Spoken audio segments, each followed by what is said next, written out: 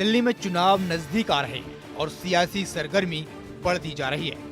नेता वोटर्स को लुभाने की कोशिशों में जुट गए हैं। जरा इन तस्वीरों को देखिए।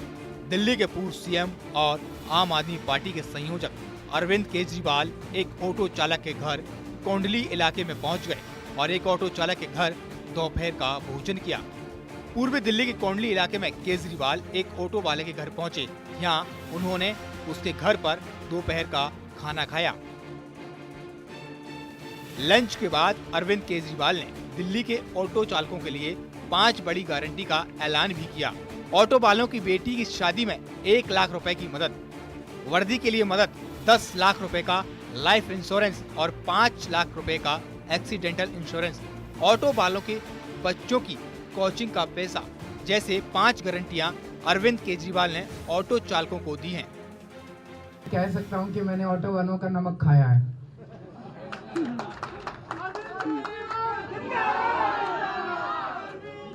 तो इस नमक का कर्ज उतारना मेरा फर्ज है।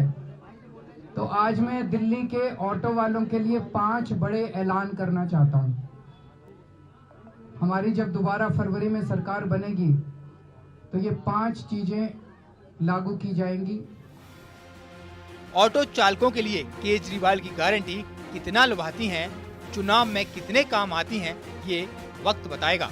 लेकिन केजरीवाल का लंच चर्चा का विषय बना हुआ है। Bureau report, news 18।